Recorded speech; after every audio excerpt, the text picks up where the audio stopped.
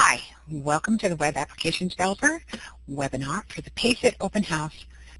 I'm Marty Baker, and just to let you know, I am a CIS faculty member. I have been for 18 years at Edmonds Community College. I'm part of the PaceIT conception team, the original team that put the idea together for the PaceIT or PaceIT grant that you are interested in. I'm currently a PaceIT curriculum developer and a PaceIT course mentor. So I just want to go over what we're going to talk about in this agenda, or this webinar today. Basically, I'm going to go over what's a web developer, a designer, and an application developer, talking about job tasks, the tools, the technologies, and the skills that they use. I do want to present to you what the current wages and job prospects are for a web application developer. I want to give you some ideas of what you can do with this certificate. I'm going to go over the concepts and topics of the PaceIT Web Application Developer Certificate. I'm going to tell you about student expectations, what we expect of you and what you can expect of us. Your course expectations, what your coursework might look like. We'll do a quick summary, and then I'll open it up to any questions that you might have. And hopefully someone will join me in this time so that I can take some questions. Thanks. So, start with what is an application developer, so that you know. Sorry about that, I flipped screens really quick. Application developers are a little bit different than a web application developer. An application developer is usually a person that's a programmer, totally. They build full-blown programs such as Word, Excel, Access, or they build downloadable applications from your iStore, your Google Play for your iPhone, iPad, or your Android type thing, and now with Windows 8 for your Windows 8 type machines. Developers and designers kind of have a blurred vision right at the moment. There are a lot of entry-level positions that ask for both developers and designers. A lot of times HR, human resources, doesn't even know exactly what they're wanting or what they're going to be getting. So you will often see someone that's asking for a web designer that really means a web developer, or asking for a web developer that really wants a web designer. So a definition really quickly from Wikipedia is a web developer is a programmer who specializes in or is specifically engaged in the development of World Wide Web applications or distributed network applications that run over HTTP from a web server to a web browser. A web designer encompasses many different skills and disciplines in the production and maintenance of websites. The different areas of web design include graphic design, interface design, authoring, including standardized code and proprietary software, user experience design, and search engine optimization. Again, there is some blurring between those two, and we have a couple of programs on campus that, depending on where your interest lies, whether it's in the graphic side, the commercial art side, or whether it's in a web coding type side, and we'll get into a little bit more of that, where you might want to be placed.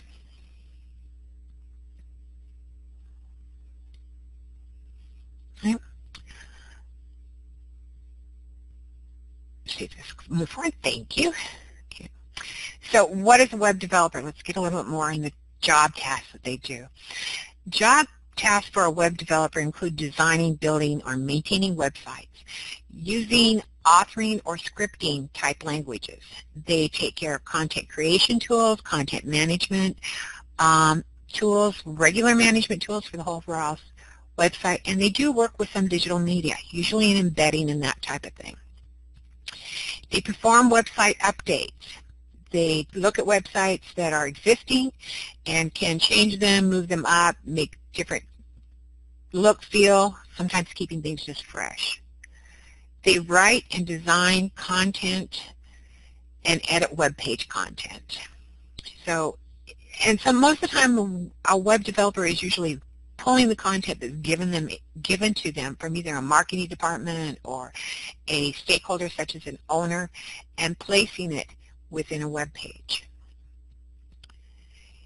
Basically, you prioritize the needs, you resolve conflicts, develop content created, and choose the solution that is best for the website. You need to be aware that most web developers are responsible for backing up files from websites. That means taking copies or setting up tasks, automated tasks, that type of thing, that will automatically grab everything on a website that is a part of a website.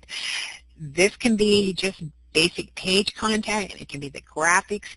It also includes a lot of times the databases that are behind websites. It can include customer information that needs to be secured, all of that type of thing. You're going to be identifying problems. Okay, so by identifying problems, we want to talk about we're uncovering or working with customer testing, user acceptability, that type of thing, and identifying those, finding solutions, and correcting those type of problems.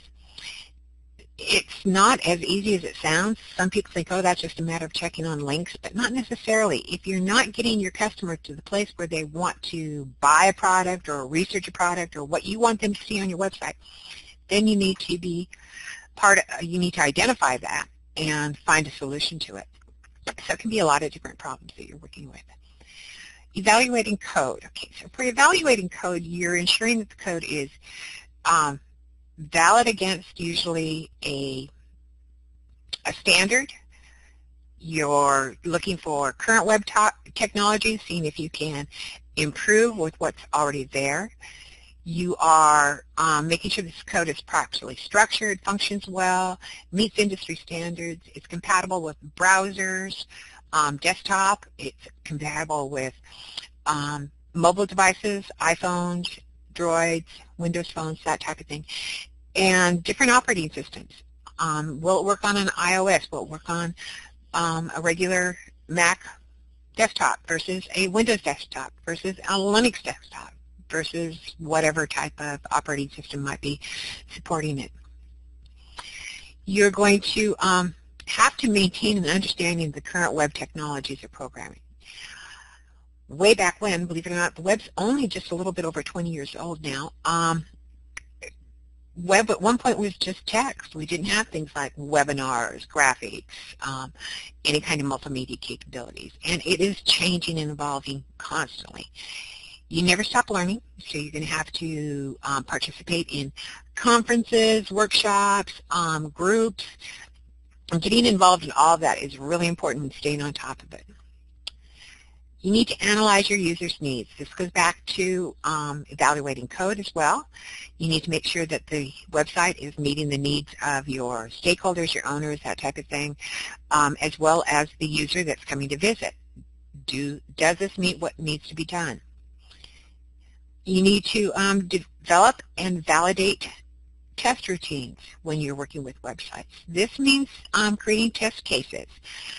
Mimicking external interfaces, allowing for a end-user testing phase, bringing people in blind to test what you have done. So a web developer's job is really encompassing in a lot of different areas, and we try to get upon a lot of these within the Web Application Developer Certificate. So I want to talk a little bit about the tools and techniques used in web development, and I'll just read this really quickly to you. Web development tools allow web developers to test and debug their code. They are different from website builders or IDEs in that they do not assist in the current creation of a web page. Rather, they are the tools for testing the user interface, the user-facing interface, the website, or the web application. So we'll be looking at some of those tools during your program if you're interested and you sign up. And as well, the other tools that just basic web site development tools, you can do this in any kind of text editor. You can do this in any kind of simple form whatsoever. Web pages are just built in plain text. Now, there's coding and tags and things that you need to know about in the background. You learn those, of course. But the bigger tools are basically making sure the debugging is right, that your code is good. that type of thing. Other technologies used by web developers, you're going to be using client-side technologies, such as, and I'll just go through a few of them here, HTML or XHTML. It's the markup language that basically structures your web page. It's done for presentation and rather than the content. So there are a lot of what you see is what you get or WYSIWYG type programs. Most true web developers work in more of a code side, but as the content management tools are getting better and better, a lot of web developers, once they understand the basic code, they will move to a WYSIWYG.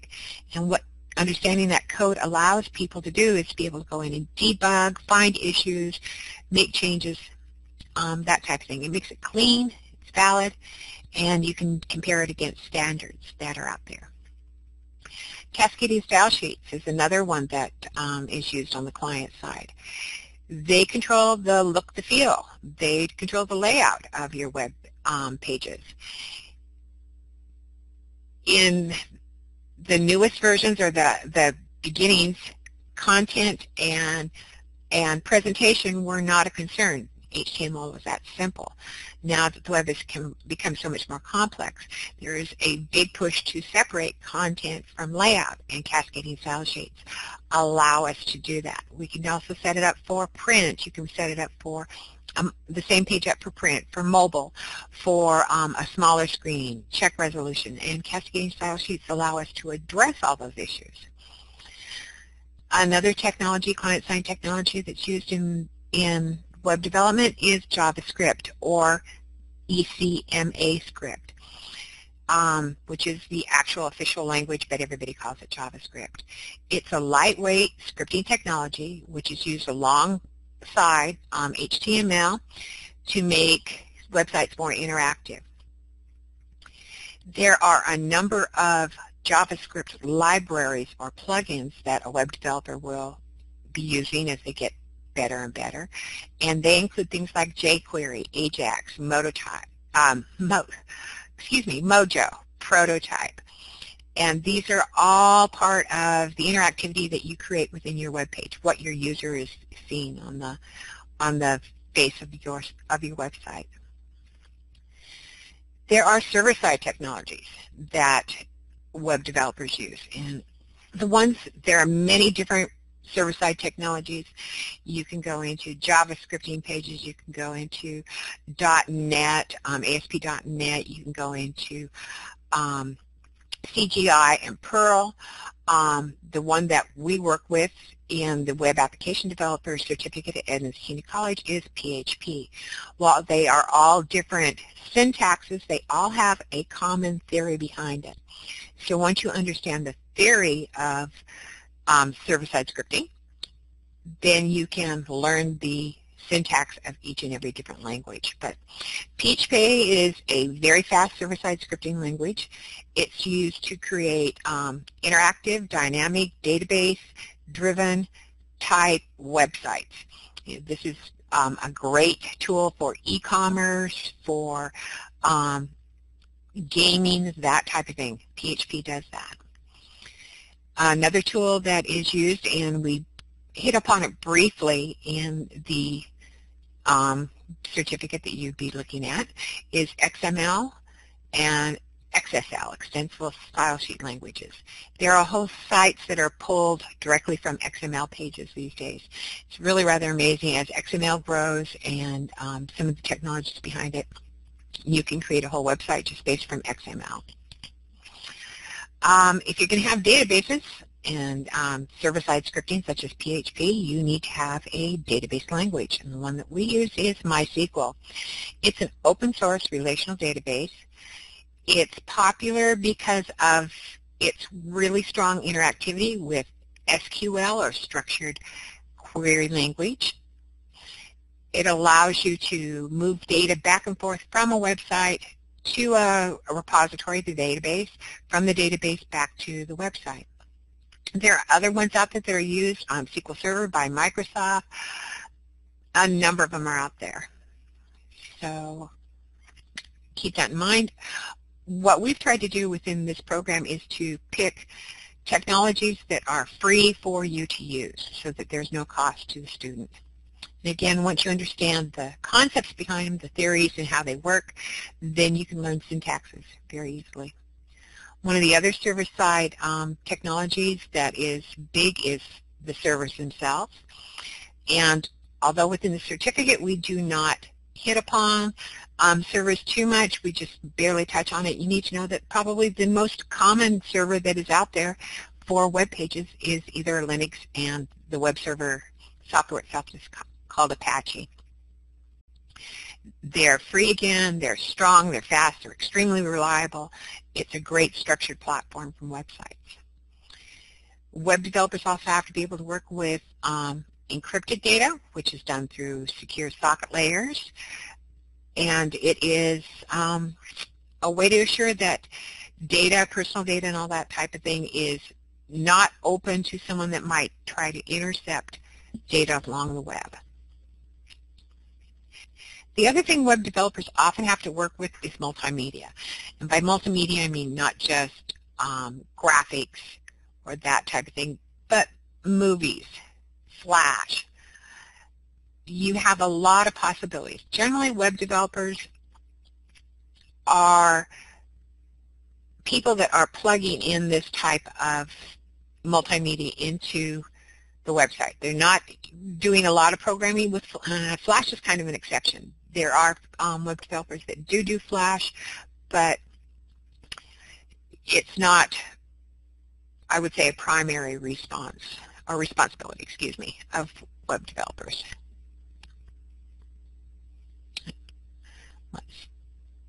So, skills. I want to talk about some of the skills that are needed by web developers.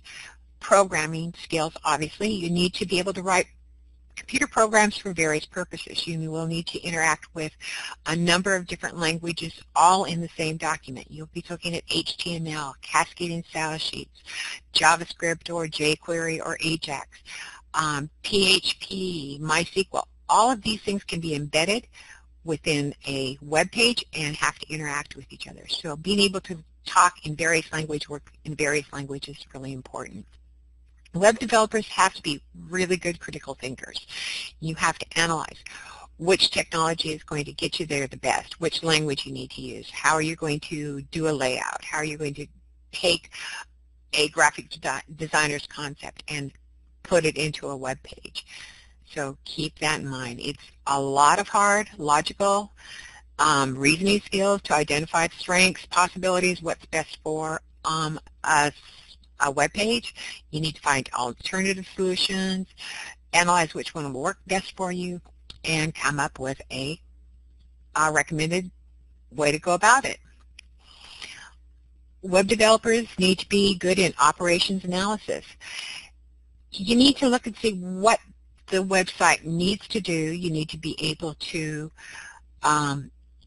create a storyline, an interactive type. How are people going to progress through the website? Are you going to be doing this in changing pages? Are you going to, what, you know, it's an operation analysis is how people move through everything. Web developers have to be extremely good active listeners. Active listeners. They need to be able to understand and hear what people are saying, what they're asking for, understand what the basic abilities of the web. The web can't do it all. It's getting closer, but it can't do it all. And let people know that this will either work or not work. Web developers need to be able to look for and complete complex problems, or solve complex problems. I'm the first one to admit that I don't know everything that's available on the web, but I understand the basics and I understand what technologies, capabilities, and things need to be put into a website in order to make a website function well. Oftentimes that may mean if you're a web developer or leading a team of web developers, you might be working to find someone that has the knowledge in order to put your concepts together. Reading comprehension. Boy, this is really huge. You need to be able to read through complex requirements documents, statements by people, requests, and understand what they're asking for. Not knowing what they're asking for and not checking with stakeholders and developer and team members and everything can make a site die. You need to have good, strong speaking skills. No longer is the web developer sitting in the back room with their face down to the computer and the screen and just doing code. Web developers now need to be able to speak to people, work with people, work in teams. Active listening, I already covered once. I need to take that out of this presentation. You need to have good judgment and decision making. Consider the relative cost, the benefits of those costs, the potential gain. You need to know return on investment. If someone's going to put $500,000 into a website and have it not work, and there's been a couple of really good examples of that in the last 6 months, you need to know what can be done and be able to make really good decisions about those. And finally, one of the biggest skills is monitoring. Web developers often get into the monitoring sites for performance, how they can make this better, what they can do as far as talking or taking people from one point to another within a website. Are there dead links? You need to be looking at all of these things as you're working through a website.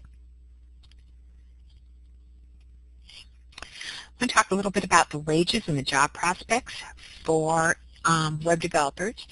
It is one of the fastest growing positions in the United States. Another error in my presentation, excuse me, I'll fix that as well. It's projected to have a 24% growth from 2010 to 2020. And annually, job openings within the state of Washington is supposed to be about 470 job openings a year. So there are a lot of possibilities here for people to get jobs. In 2012, the median range for a web developer, and this includes everybody, was about $34.33 hourly. Annually, $71,400, which is a darn good wage. Now again, this is the medium. This just includes taking everybody that's reporting they have this position and finding the average there.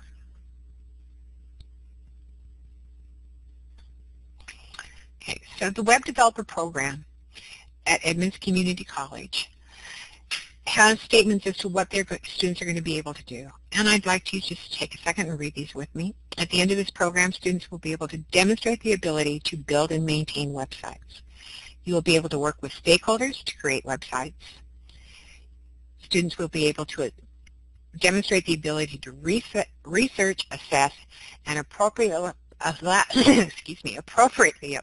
updated emerging technology to support websites as needed by industry.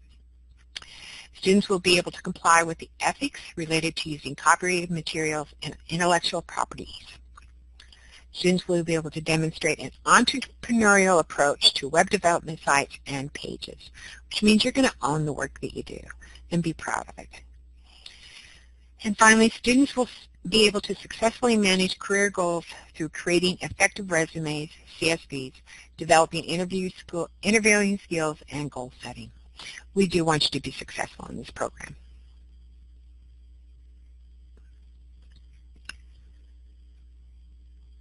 So expectations, where can you go with the knowledge? Generally, this program is intended to be for the entry-level web developer, a content management position, or an SEO position.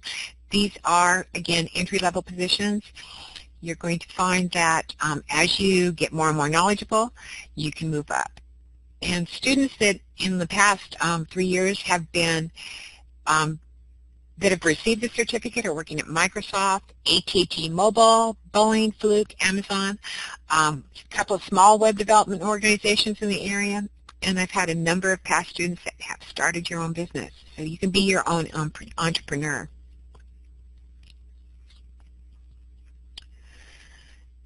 So If there are two programs, and there are at Edmonds Community College, there is an online version, which is the PaceIT program, or there's the on-ground version. And the on-ground, I call it on-ground, but I need to clarify that. On-ground doesn't mean all classes are on-ground.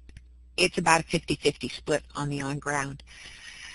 So students entering the PaceIT program complete a pre-assessment of their readiness to be learning online.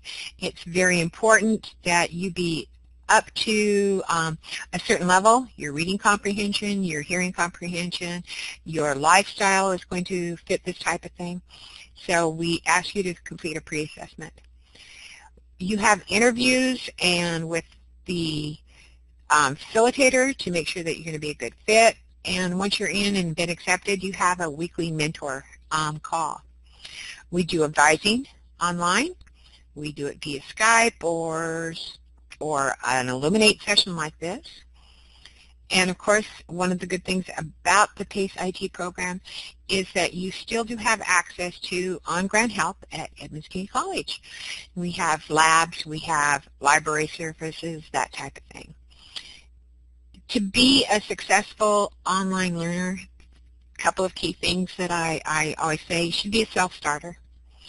You need to not be a procrastinator. You need to own what you're doing and be responsible for your own work. You have to have a passion for learning, because no one is standing over you anywhere from 2 to 5 times a week having you go, this is what you need to be doing, this is what we're expecting and everything. You're going to have that passion yourself. And you have to have enough time to devote for studies. Being a student is not a simple thing to do. I always say for any of our credits that we have within the programs, you can expect to spend anywhere from 20 to 40 hours to accomplish those credits if it's new knowledge to you. But we're going to talk a little bit about competency-based here in a few seconds and why, if you have some of this knowledge, the PaceIT program might be a perfect match for you.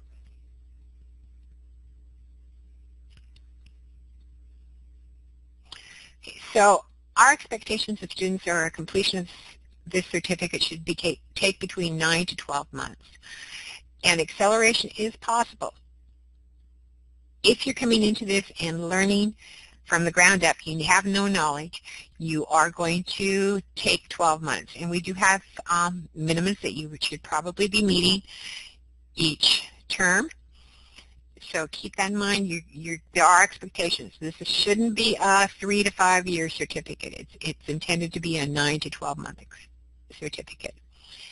If you have previous knowledge, you can push through the topics that you already know by showing competency. It's usually either a test, a quiz, or a final project that you can just go right in, say, I know this, I'm going to take this test, I need to just move on to the next set of topics.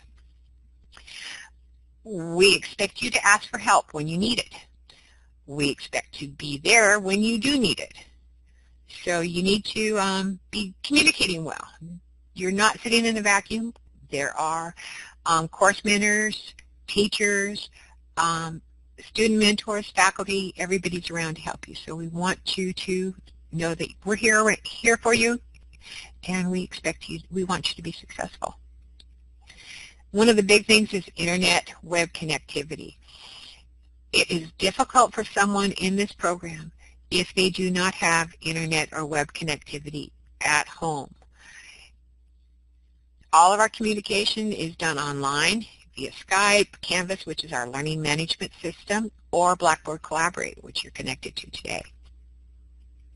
So if you don't have internet or web connectivity, we need to talk about other possible solutions or other possible ways of achieving what you want to do with your career. And that may be going through the on-ground version, or that may be finding a way that you know that you can connect when you need to. Either way, you need to know that someone is with you every step, every concept, all of this. If you don't understand something, it's a matter of reaching out. And because we can't read your mind, we need you to let us know if you need something. So course expectations. the PaceIT, the PaceIT program, is a competency-based education.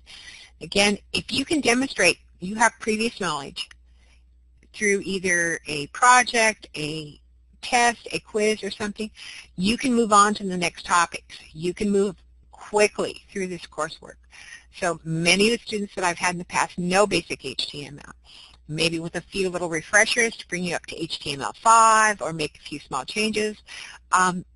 They can go through what would normally be a 10-week course and do it in a week just by brushing up on a few topics. So it does allow you to accelerate.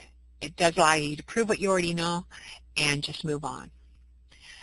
Unlike previous or the on-ground version, instead of courses, the PaceIT is built in modules. The modules may be anywhere from 0 to 1 credits worth of work, or it may be 2 credits, depending on the amount of work that you have to produce, what time you'll spend. A module is usually just a smaller chunk of a normal course. Again, it's accelerated, but it is self-paced. If you can zoom through topics and you get stuck on a topic and you need more help, you can slow yourself down. You can self-pace and get what you need out of the program. And we do expect a satisfactory progress throughout the program. People that are only turning in accomplishing 1 credit in 10 weeks or 12 weeks, we want them to think about what they're doing and maybe move a little bit faster.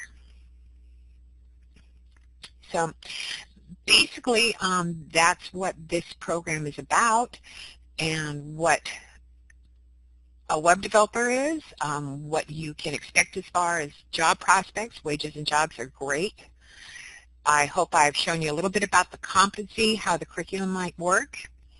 I hope you can know what is expected a little bit from you and what you can expect from the program and how the courses are laid out. So again, thank you.